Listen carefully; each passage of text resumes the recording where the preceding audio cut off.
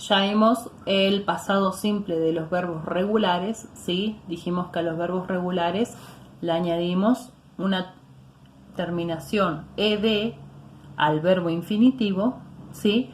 Para pasar ese verbo a pasado, ¿sí? Pero no a todos los verbos le podemos agregar la terminación ed para pasar a pasado un verbo, ¿sí?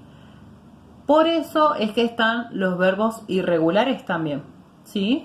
Fíjense, los verbos irregulares cambian completamente, ¿sí?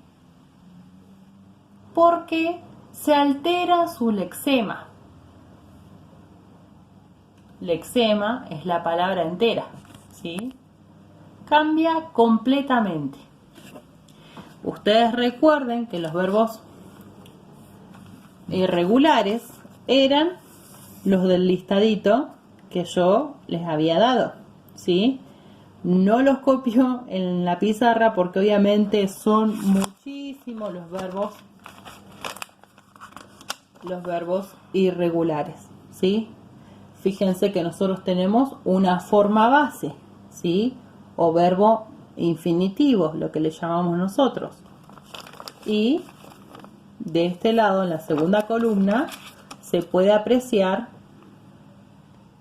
el verbo irregular, es decir, cómo cambia el verbo infinitivo forma base completamente, ¿sí? Para transformarse en pasado. Este verbo, como cambia completamente del verbo infinitivo, de su forma base, como cambia completamente, a esto se le llama verbo irregular, ¿sí? Tengan a mano siempre el listadito de verbos irregulares. ¿Por qué? ¿Qué nos permite a nosotros tener el listado de los verbos irregulares? Nos hace diferenciar de que si yo no encuentro acá un verbo, ¿sí? Que yo les coloco en algún ejercicio, significa automáticamente que es un verbo regular, es decir, que le vamos a agregar la terminación ed, ¿sí? Porque sería un verbo regular, ¿sí? Entonces, si yo les doy algún ejercicio y el verbo se encuentra en este listado, entonces nos vamos a fijar cómo cambia ese verbo a pasado, es decir, sería un verbo irregular, cuando cambia completamente su forma base, ¿sí?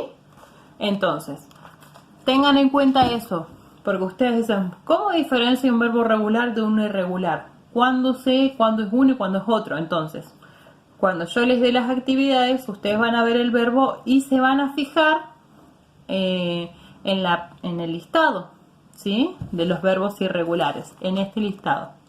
Si ustedes no encuentran el verbo que están buscando en este listado, significa que es un verbo regular y que se le agrega la terminación ed para pasar ese verbo pasado. ¿Se entiende? Bien. Eso en cuanto a verbos regulares e irregulares. Vamos a ver la estructura, ¿sí? De cómo se formó una oración con el verbo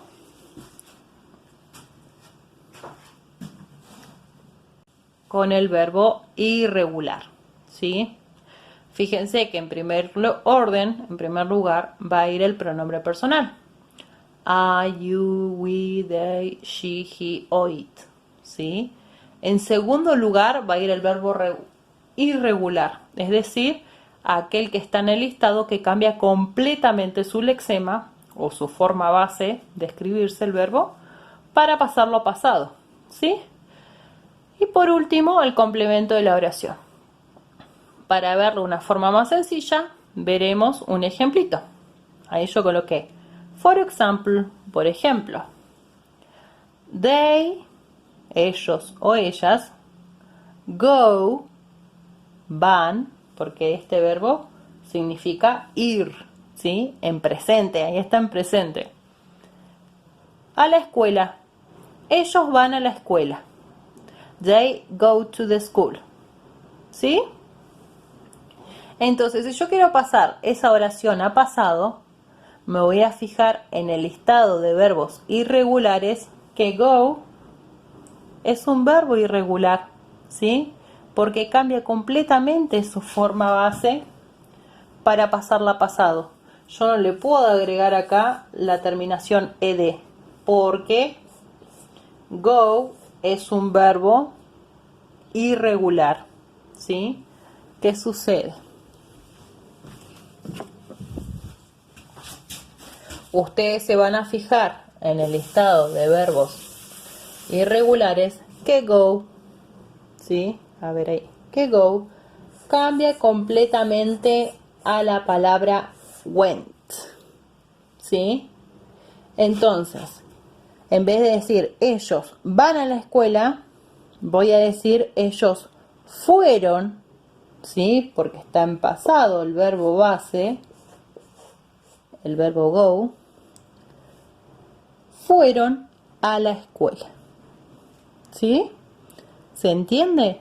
Entonces, nosotros, el verbo que yo les dé, ustedes tienen que buscarlo en el listado de verbos irregulares, y si no se encuentra en esa tabla, en ese listado, es porque es un verbo regular, que le tenemos que añadir la terminación ed. Así que, recuerden, los verbos irregulares cambian completamente y se altera su lexema, es decir, su palabra entera, ¿sí?